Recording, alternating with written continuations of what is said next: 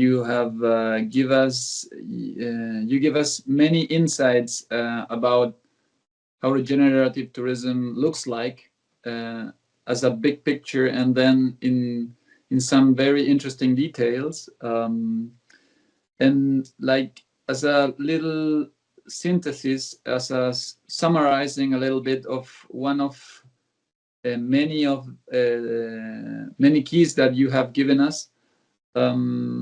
So somehow regenerative tourism, it's challenging us to think out of the box, it's inviting us to develop new ways of understanding, of thinking the world, and also by changing the way our perception of how,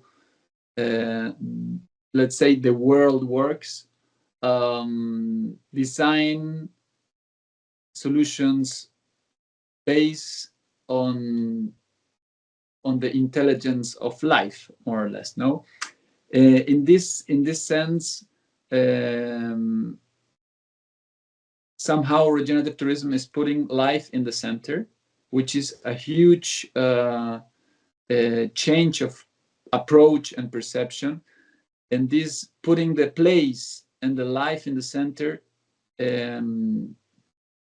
creates somehow something as a systemic value, no? Because we are trying to, in this new perception, this new way of understanding the world, we are trying to see the world more systemically, more relational, to see the interconnectedness, the interconnectivity that is that underlies within everything. No, and I think you mentioned something related to also.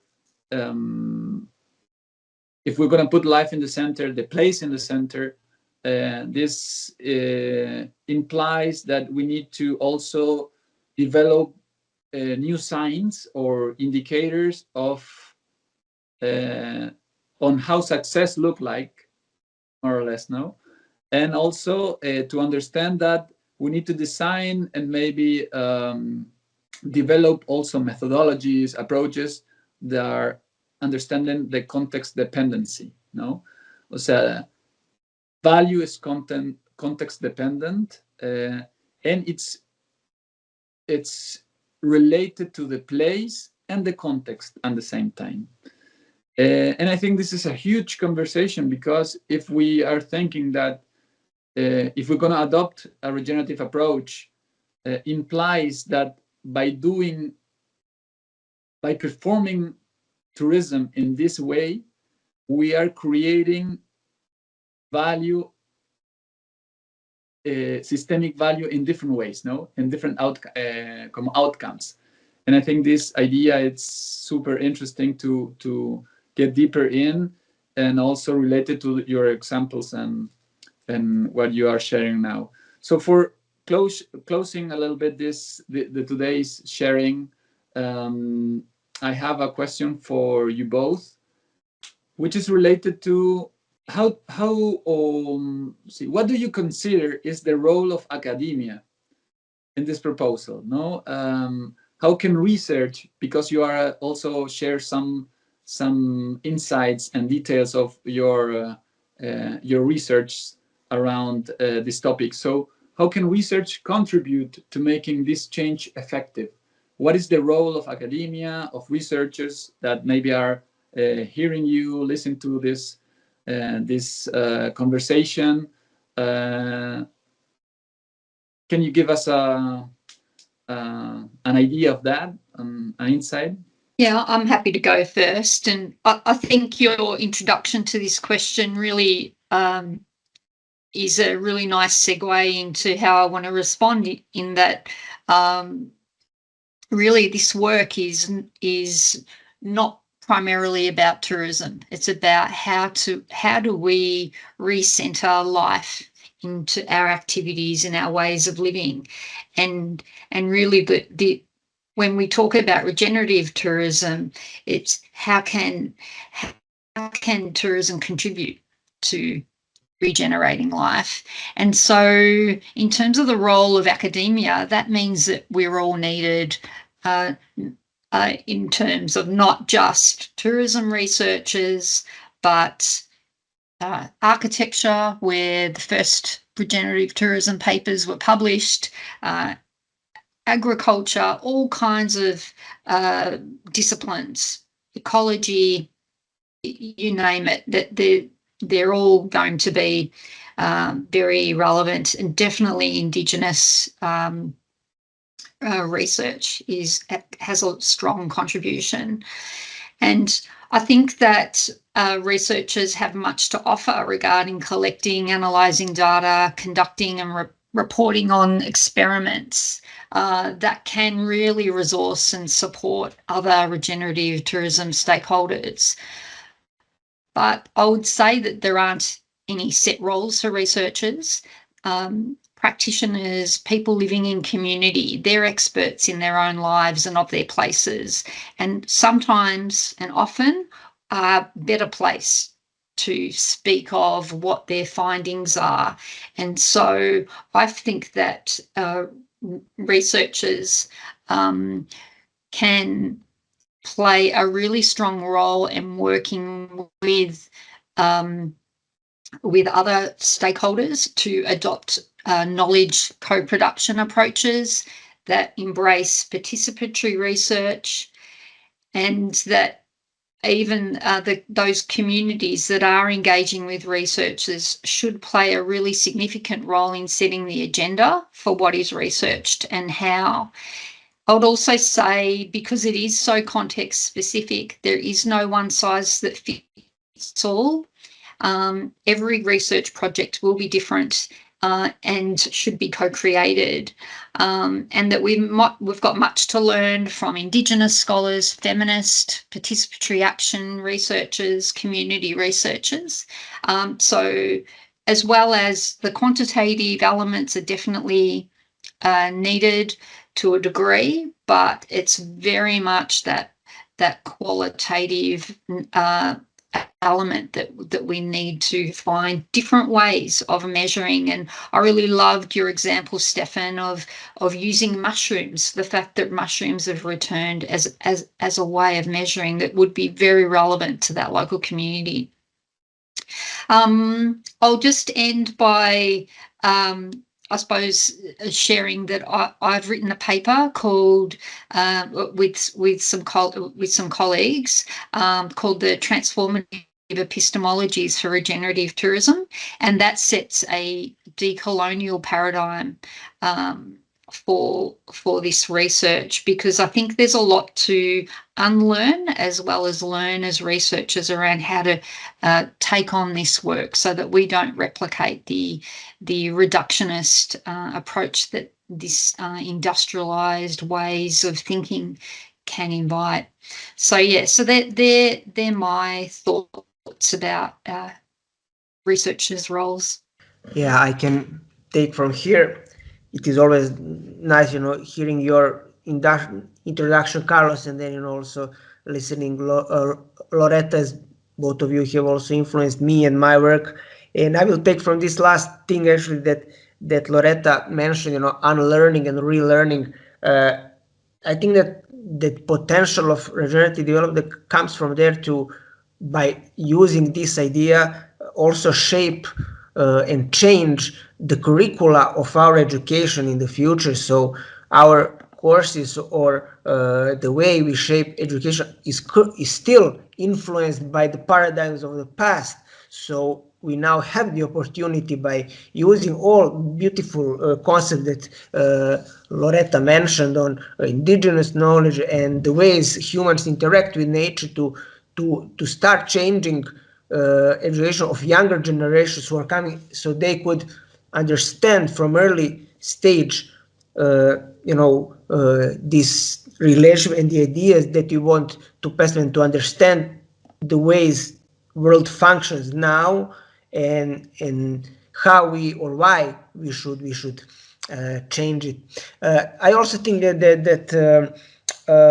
the opportunity for researchers is to bring this practical cases to a broader public and showcase it to them, because frequently we are also asked, if we analyze practitioners, okay, what is the theoretical or educational background of that, and vice versa, if there is something theoretical, okay, how it functions in practice. So if we take some examples that were developed through this regenerative approach and link it with theories or try to investigate it, we can actually also influence theory building from these practical cases, and at the same time show all those who try to implement regenerative ideas or their mindset in practice that theory and knowledge is there, and there is a solid research behind those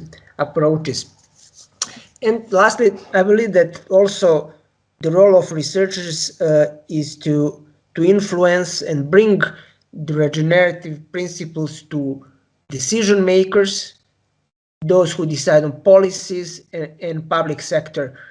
Quite often, unfortunately, we hear that some things cannot be applicable in practice because legislation is not allowing it, it limits the potential, it limits the efforts. So I think that by bringing these topics to them and trying to make them listen about the potential of regenerative tourism, we can also influence and create this shift in the ways the policies are made and how it can also contribute to improving and applying regenerative principles in practice. One of the examples is the recent EU nature restoration law that was introduced this summer, and that actually is built to a certain extent by following several regenerative principles and the ways natural life can be restored.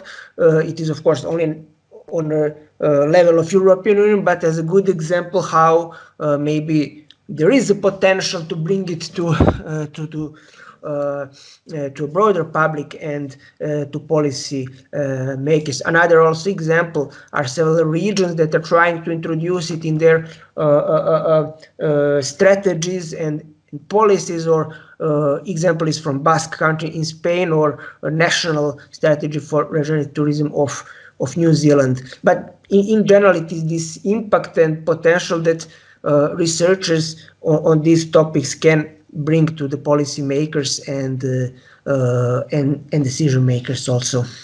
It is very interesting to and also inspiring to hear your answers. You started, Loretta, this conversation, and now you're mentioning it again, Stefan, with this word, this concept, this idea of potential, no? And so more or less you're giving us some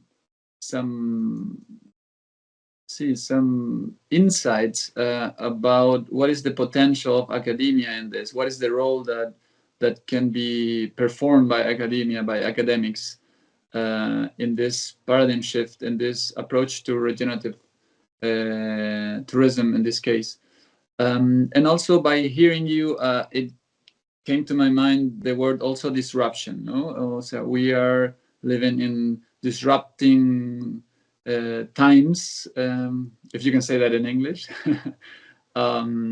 So I find very interesting the way you formulate this.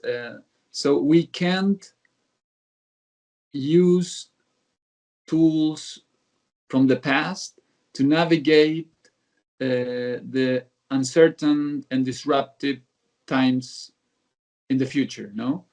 And I think this is quite interesting because this is a huge challenge that you're putting on the table, no? A topic that is quite relevant. So if academia has the role of preparing the next generations for the future, and we are seeing an uncertain future, a disruptive future, then I can see very clear that this invitation is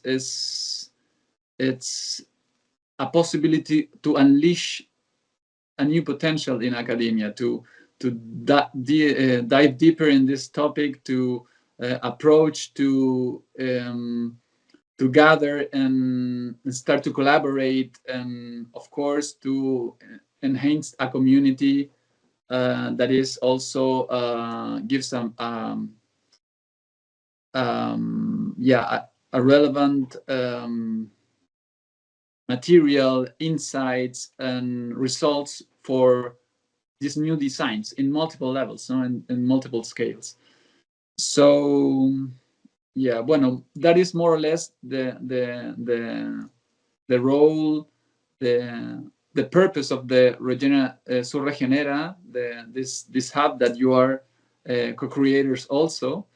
So it has been beautiful to hear you, to know you better, and also to see this topic through your eyes. For me, has been an honor, a privilege to have this space, this shared space, and of course the invitation to any researcher or academic that is over there, like interested in this topic.